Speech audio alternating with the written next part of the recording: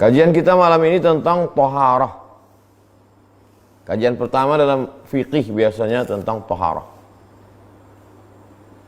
Referensi berbahasa Indonesia yang level paling sederhana, simple, saya sarankan fikih Islam Syekh Sulaiman Rashid. Beliau orang Indonesia yang selesai dari Al-Azhar, spesialis fikih Syafi'i pada tahun 1935. Berasal dari Lampung. 10 tahun sebelum Indonesia merdeka. Belum ada LCMA, doktor. Waktu itu namanya syahadah alimiyah. Ya, jadi beliau ini seorang yang alim. Taharah artinya bersuci. Maka selesai berwudu kita selalu minta Allahumma ja'alni minat tawwabin waj'alni minal mutatahhirin. Taharah bersuci. Orang yang suci disebut dengan mutatahhirin. La yamassuhu illal mutahharun. Tidak boleh menyentuh Quran kecuali orang yang suci.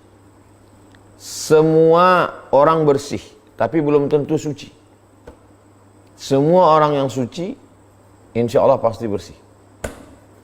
Jadi walaupun nampaknya santri, sarungan, mungkin orang mengejeknya kumuh, tapi insya Allah suci. Tapi orang yang berjas, berdasi, kelihatannya bersih, belum tentu suci. Kenapa bisa demikian? Ini yang mau kita kaji. Terkait tentang masalah bersuci ini, ada alatnya. Ada air, ada yang pakai tanah. Lalu kemudian caranya bagaimana? Beda antara mandi biasa dengan mandi bersuci. Kemudian jenis-jenis najis yang mau disucikan. Kemudian benda yang wajib disucikan. Dan kenapa? Apa sebab sehingga orang mesti bersuci? Nah, ini pembahasannya. Kalau kita lihat ada orang mandi, padahal badannya tidak ada kena najis, tidak kena kencing, tidak kena kotoran. Kenapa dia mandi? Dia membersihkan dirinya bukan dari najis, tapi dari hadas. Maka yang najis itu kelihatan. Kencing, kotoran, mohon maaf, tai. Tapi kalau hadas, dia tidak kelihatan. Ada hadas besar, ada hadas kecil. Hadas besar, orang yang sedang junub. Maka saat dia mandi, itu dia menghilangkan hadas besar. Tidak kelihatan oleh mata. Sedangkan hadas kecil ketika orang berwudu, itu menghilangkan hadas kecil. Setelah dia suci dari hadas kecil, baru dia bisa megang Quran, bisa sholat, dan lain sebagainya. Alat bersuci yang pertama adalah air. Air itu ada air suci tapi tidak bisa dipakai untuk bersuci. Contoh, kita minum teh manis, suci. Minum kopi, suci. Dia bukan najis, tapi tidak bisa dipakai untuk bersuci. Tidak bisa dipakai untuk mandi wajib. Tidak bisa dipakai untuk berwudu. Jadi airnya mesti air suci mensucikan. Disebut dengan istilah air mutlak.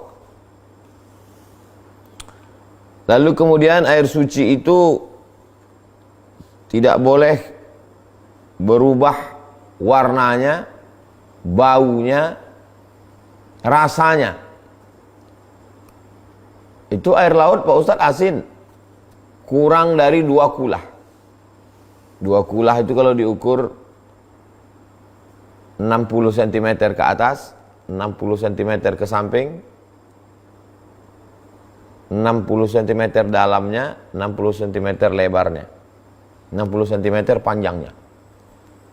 Nah, jadi kalau di kamar kita ada ember besar, tong, drum besar, itu air suci mensucikan. Tapi kalau kurang dari itu, kita khawatir ada orang mandi, sampunya, sabunnya masuk ke dalam.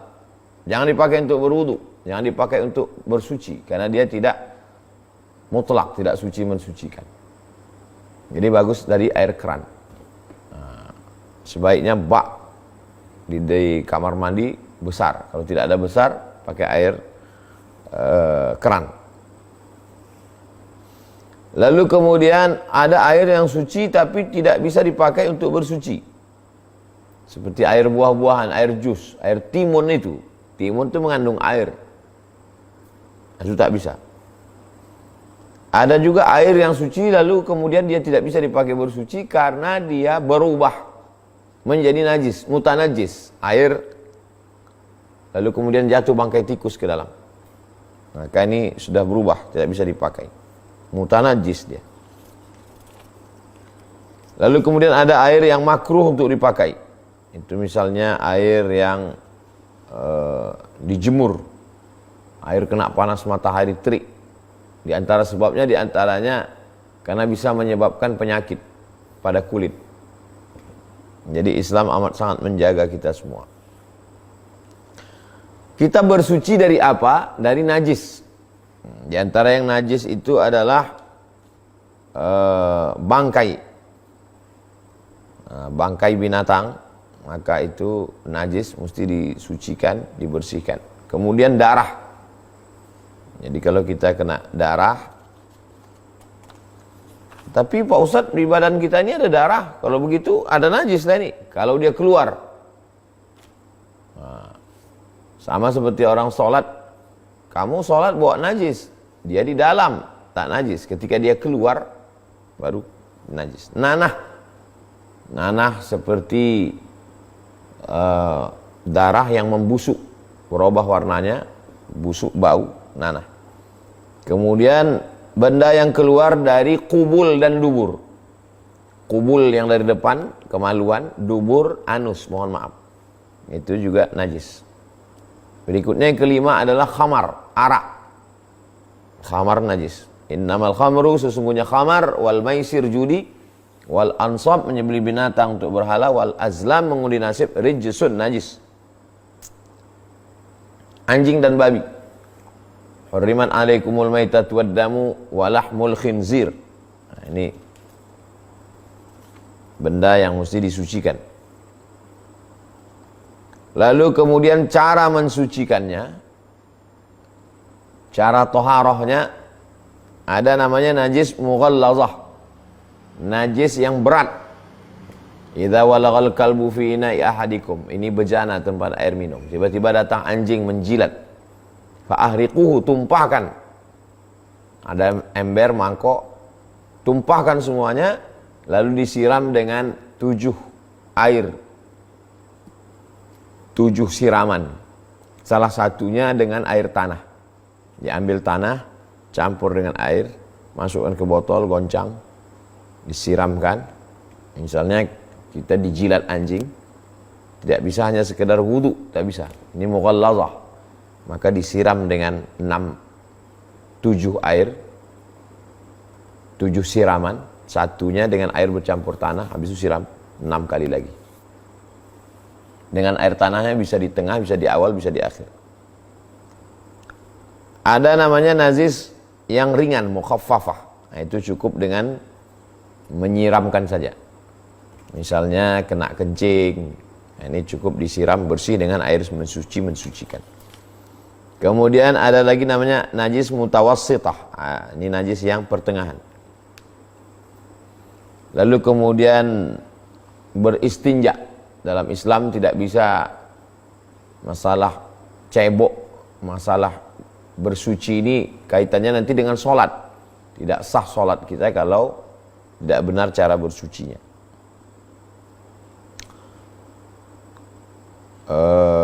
Ada sunnah-sunnahnya. Yang pertama, masuk mendahulukan kaki kiri. Sebelum masuk itu berdoa, Allahumma inni a'udzubika minal khubuthi wal khaba'ith. Kemudian di dalam itu tidak boleh berkata-kata. Ini mungkin orang sekarang ngobrol dalam, tak boleh. Hendaklah memakai alas kaki, pakai sepatu atau pakai sendal. Kalau dulu ada terompah kayu. Di Mesir saya sempat masih pakai terompah kayu disediakan di. Lalu kemudian jauh dari orang karena baunya. Lalu kemudian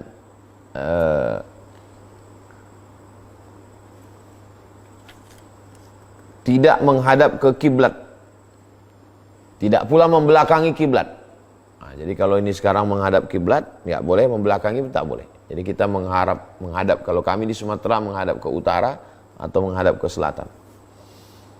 Lalu kemudian tidak boleh di tempat lubang-lubang tanah. La yabulanna ahadakum fil juhri. Jangan kamu buang air di lubang tanah. Karena lubang tanah ini ada 2 alasan. Yang pertama, sarang semut. Lihatlah bagaimana Islam menghormati hewan, binatang, serangga sekalipun. Yang kedua, karena lobang-lobang jin juga. Jadi sampai kepada jin pun diperdulikan juga. Kemudian yang bersuci yang pertama ini namanya wudu. Bersuci berwudu ini syarat wudu yang pertama muslim. Jadi kalau ada orang tidak Islam, dia berwudu, dia hanya dapat dingin-dinginnya aja. Pahala wudu tidak, karena syaratnya mesti muslim. Yang kedua mumayyiz. Mumayyiz sudah bisa membedakan mana kotoran, mana makanan, mana baik, mana buruk. Yang ketiga, tidak berhadas besar. Kalau dia berhadas besar, maka dia mandi wajib. Yang keempat, dengan air suci mensucikan, air mutlak. Air hujan, air sungai, air laut. Tidak ada yang menghalangi sampai air ke kulit. Sisi ikan, walaupun sebesar beras, bekas cat, atau plastik, maka kutek tidak bisa. Karena menghalangi air kena ke anggota wudu. Adapun fardu wudu itu yang pertama niat. Niat ini dilafazkan untuk menguatkan hati. Nawaitu raf'al hadatsil asghari listibahati sholati fardu alayya lillahi ta'ala. Kalau tidak bisa pakai bahasa Indonesia, saya berniat berwudu untuk menghilangkan hadas lillahi ta'ala. Kemudian yang kedua membasuh muka. Jadi berniat ketika air disiramkan ke muka. Bismillahirrahmanirrahim. Pasang niat. Nah. Yang ketiga membasuh kedua tangan. Idza kuntum ila sholati faghsilu wujuhakum. Basuh muka. Dari mulai batas tumbuhnya rambut sampai ke bawah.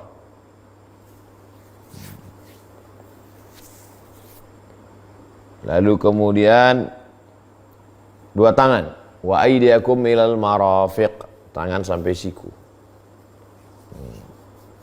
Tangan sampai siku. Kemudian mengusap kepala, wamsahu bi ru'usikum, usap kepala.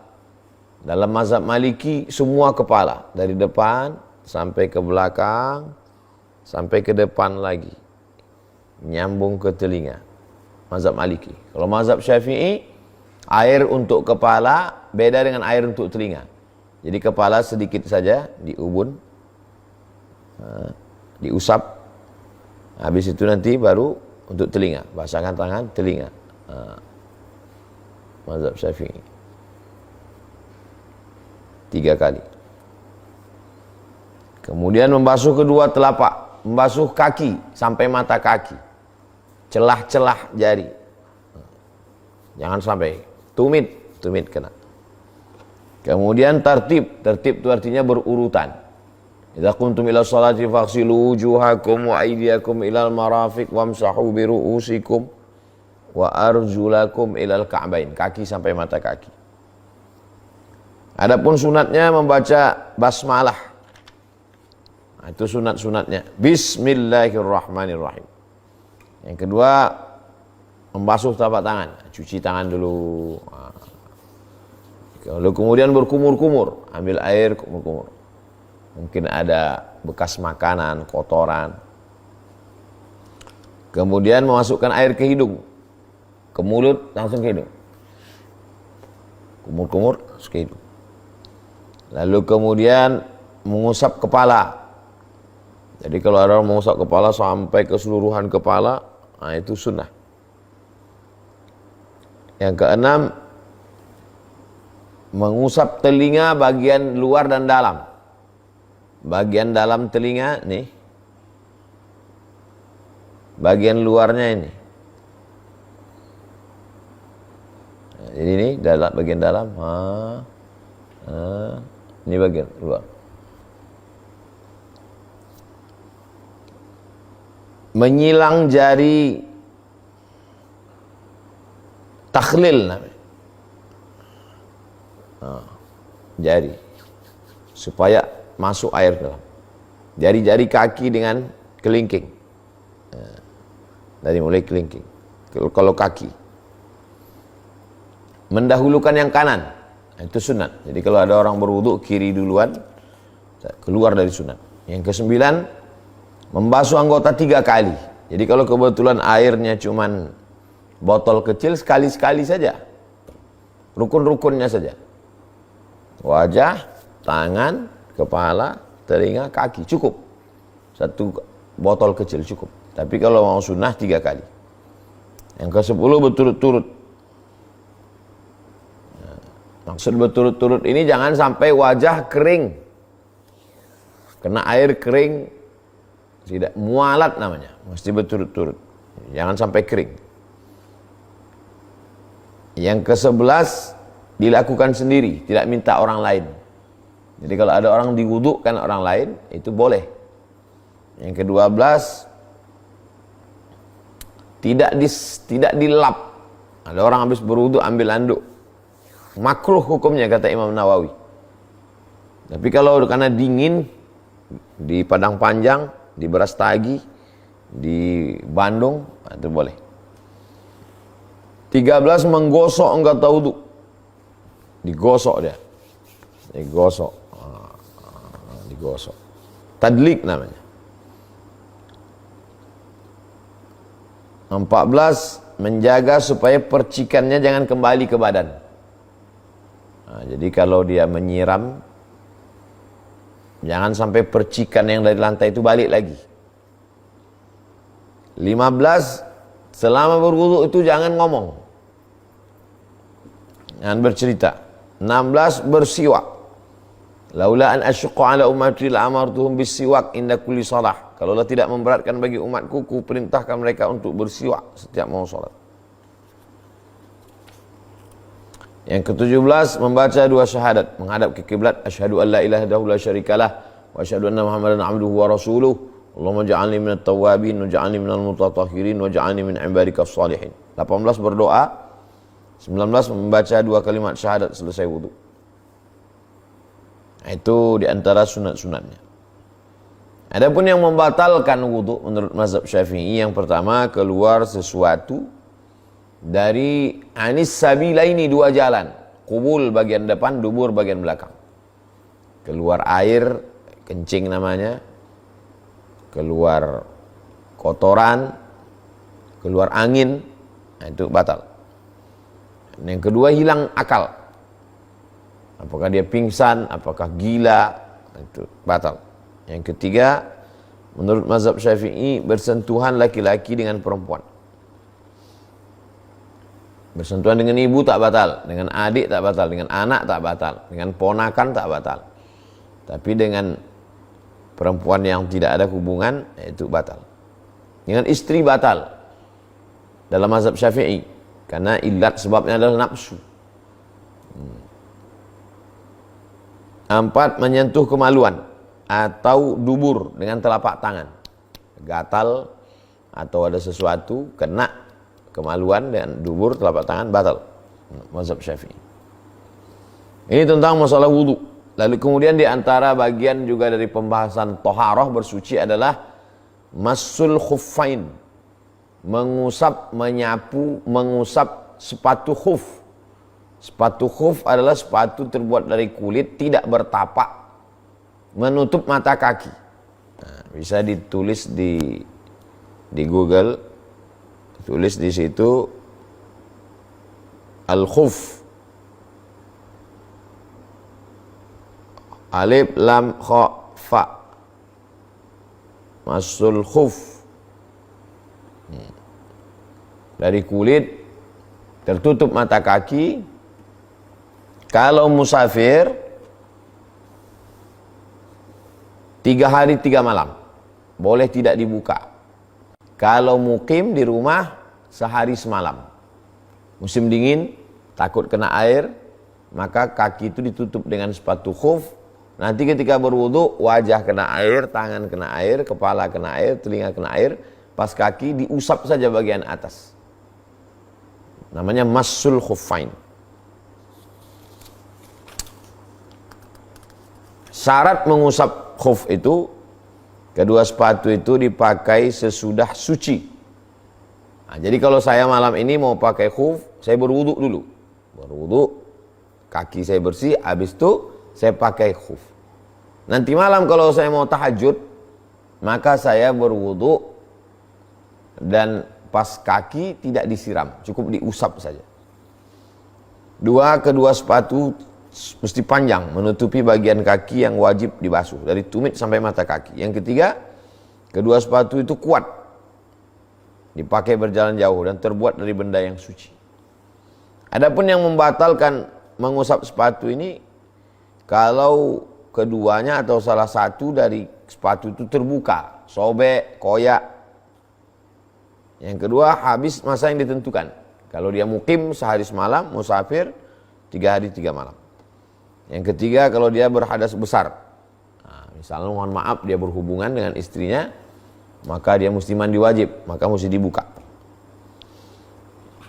Berikutnya adalah diantara pembahasan toharoh mandi wajib.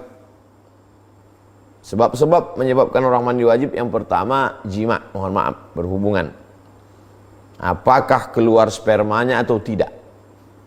Jadi kalau dia berhubungan, idza iltaqal khitanani faqad wajabal ghuslu. Kalau ketemu dua khitan, laki-laki dan perempuan, maka wajib mandi. Wa illam yunzil, walaupun tidak keluar spermanya. Yang kedua adalah orang yang wajib mandi kalau mohon maaf keluar sperma. Apakah karena mimpi atau karena sebab lain, maka dia wajib mandi. Mandi wajib, mandi besar, mandi junub.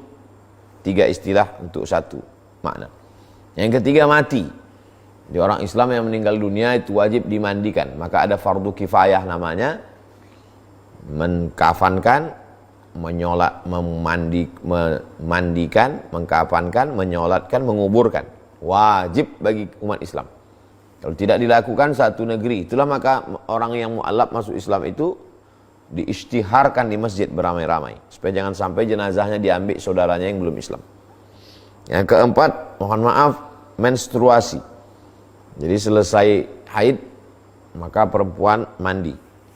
Yang kelima, nifas. Itu habis melahirkan anak. Habis masa nifas, mandi bersih. Adapun rukun mandi itu 2 saja. Yang pertama niat. Nawaitu raf'al hadatsil akbari an jami'il badani fardu alayya lillahi ta'ala. Bahasa Indonesia, saya niat mandi wajib karena Allah Ta'ala. Mengalirkan air ke seluruh tubuh dari ujung rambut sampai ke ujung kaki. Adapun sunat-sunatnya, 1 membaca bismillahirrahmanirrahim. Sebelum mandi itu berwuduk dulu, seperti wuduk mau sholat. Lalu kemudian yang ketiga menggosok seluruh tubuh. Yang keempat mendahulukan yang kanan. Kaki kanan dulu, bagian badan sebelah kanan, berturut-turut. Ada dalam Islam ini toharah, bersuci, mandi sunat. Di antaranya mandi hari Jumat. Idza arada ahadukum ayyatiyal jumu'ata falyaghtasil. Kalau kamu mau sholat Jumat, mandi. Jadi sejorok-joroknya, sekotor-kotornya orang Islam, paling tidak hari Jumat dia mandi. Nah, jadi jangan menilainya sekarang. Sekarang orang udah pada bersih. Bayangkan 1400 tahun yang lalu. Ada orang yang tak mandi berbulan-bulan. Nah, maka dalam Islam itu mandi. Yang kedua mandi hari raya. Rata-rata setiap pertemuan itu pasti disunatkan mandi.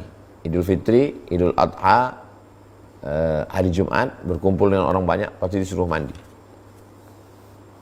Yang ketiga, orang gila sembuh. Sembuh dari gila, itu dia mandi sunat. Kemudian ketika akan melaksanakan ihram, makanya mandi di Ji'ranah, di Bir Ali, di Tan'im, di Hudaybiyah mandi. Mandi setelah, yang kelima setelah memandikan jenazah.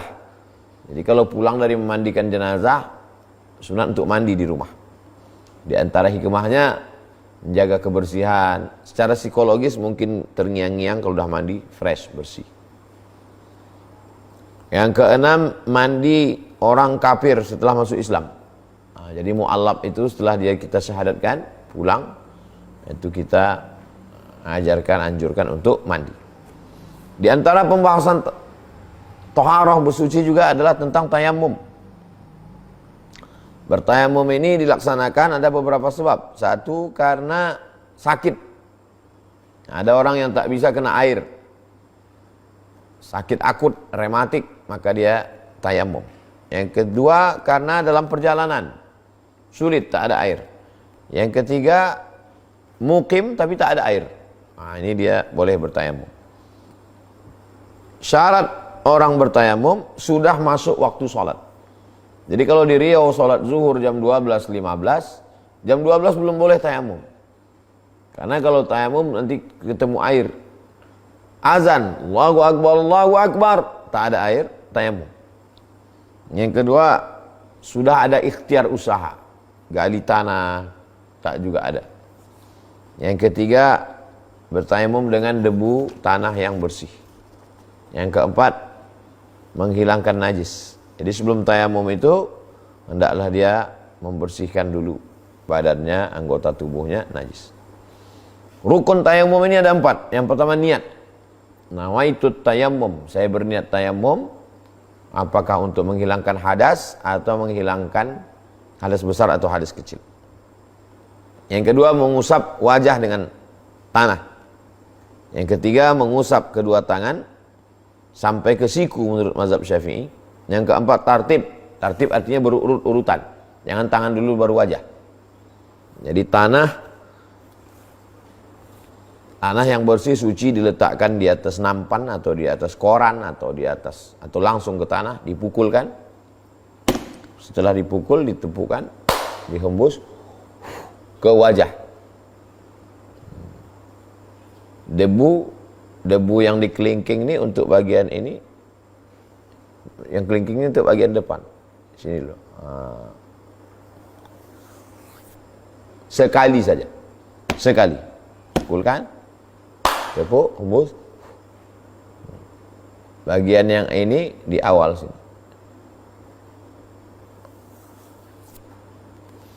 Lalu kemudian untuk tangan. Pukulkan. Lepaskan jam tangan. Lepaskan cincin-cincin yang menutupi. Pukulkan. Tepuk. Hembus. Debu dibagi 3. 1 bagian ujung. Pangkal. Ujung. Pangkal. 3. Yang bagian ujung ini untuk bawah. Yang ini untuk dalam.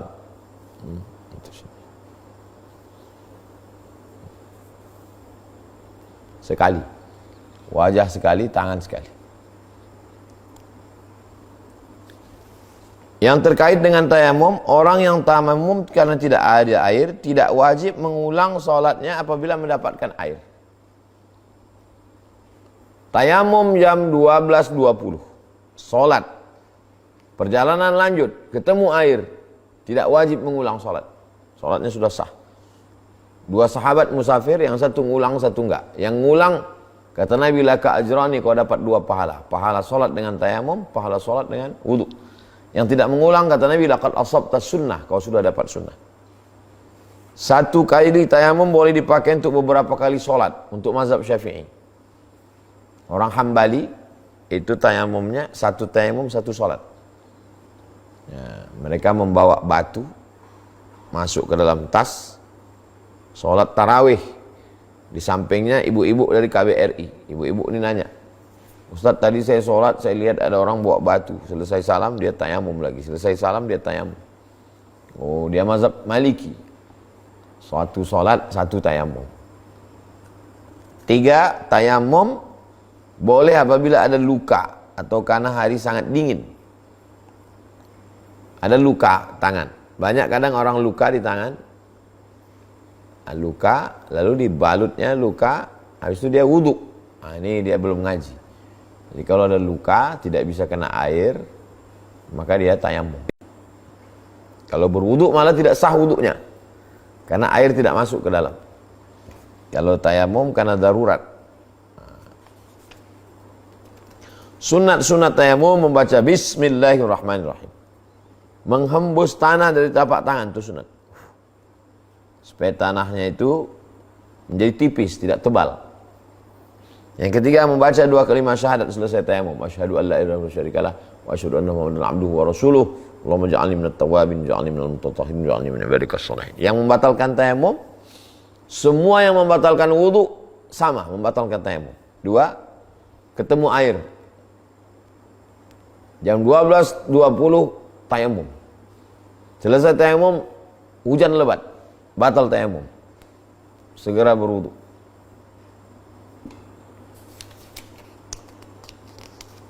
Pembahasan juga dari toharoh adalah darah. Ini masih pembahasan dalam toharoh. Yang pertama, mohon maaf, darah haid. Darah haid ini paling sedikitnya 15 hari 15 malam. Biasanya 6 hari 6 malam. Paling sedikit minimal 6 hari 6 malam atau 7 hari 7 malam. Nah, ini. Dan paling banyaknya 15. Nah, normalnya begitu. Yang kedua adalah darah nifas. Darah nifas ketika melahirkan anak. 40 hari. Selama-lamanya dalam mazhab Syafi'i 60 hari. Jadi kalau ada orang 40 hari, lalu kemudian masih belum berhenti juga sampai 60 hari. Lewat 60 hari itu sudah namanya bukan nifas lagi, sudah istihadah. Yang ketiga adalah darah istihadah, darah penyakit. Perempuan yang berdarah penyakit, haid yang lewat lebih 15 hari, istihadah yang nifas yang lebih 60 hari. Ini laki-laki perlu tahu, karena istrinya nanti akan melahirkan. Istri juga mengalami menstruasi, ini mesti ditahu, jangan sampai dia salah. Maka perempuan yang mengalami istihadah, dia wajib sholat, wajib puasa. Dia ibarat luka, sama seperti orang yang kena luka. Hanya saja luka dia di tempat yang khusus.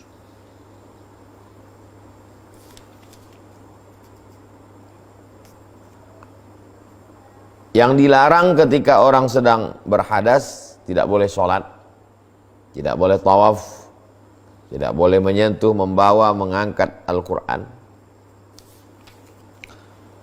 Lalu kemudian yang dilarang bagi orang yang junub, tidak boleh sholat, tidak boleh tawaf, tidak boleh menyentuh, membawa, mengangkat Al-Quran, tidak boleh membaca Al-Quran, tidak boleh berhenti berdiam di dalam masjid. Ini menurut mazhab Syafi'i. Yang dilarang karena hadas, haid dan nifas, sholat, tawaf, menyentuh dan membawa Al-Quran, berdiam dalam masjid, puasa, tak boleh. Suami haram hukumnya menalak istri yang sedang haid atau sedang nifas. Tunggu dulu, habis haidnya, habis nifasnya. Na'udzubillah. 7. Suami istri haram bersetubuh ketika dalam keadaan haid atau nifas.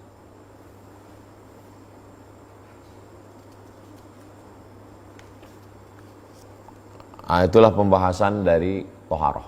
Malam ini kita membahas toharoh selengkap-lengkapnya. Saya bacakan sekilas dalam halaman 13 sampai 52. Sebagaimana biasa pukul 20.40. Sekarang sudah 20.50. Karena keterlambatan mohon maaf. Saya kembalikan ke Bang Alvin Firdaus. Ada hal yang terkait. Mudah-mudahan bermanfaat. Terima kasih. Assalamualaikum warahmatullahi wabarakatuh.